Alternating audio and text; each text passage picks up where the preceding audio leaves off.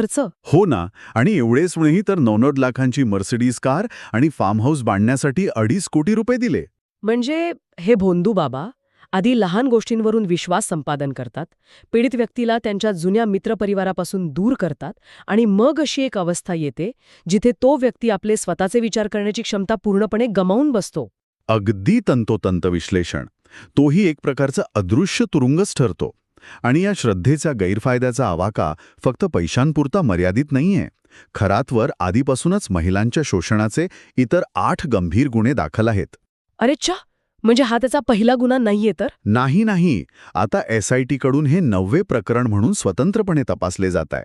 आर्थिक आणि मानसिक शोषणाची ही एक अत्यंत सुनियोजित पद्धत आहे.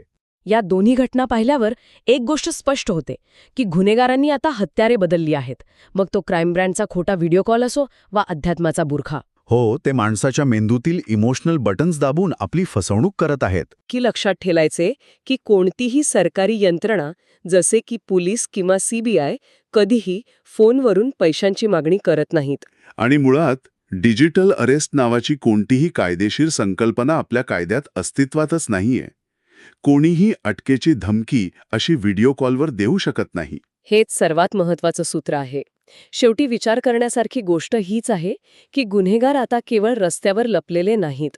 हो, ते बनावट पोलीस किंवा भोंदू बाबांच्या रूपात थेट आपल्या घरात आणि मनात पोचत आहेत. अगदी.